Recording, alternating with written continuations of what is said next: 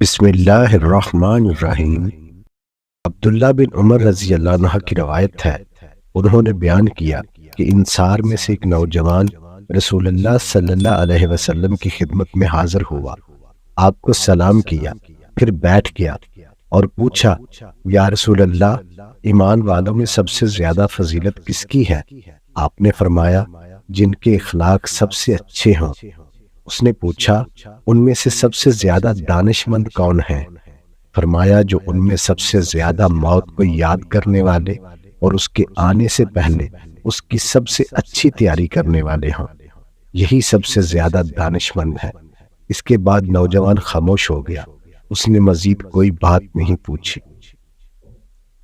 عبداللہ بن عمر رضی اللہ عنہ کی ایک اور روایت ہے کہ ایک شخص نے رسول اللہ صلی اللہ علیہ وسلم سے پوچھا، کس شخص کا اسلام سب سے بہتر ہے؟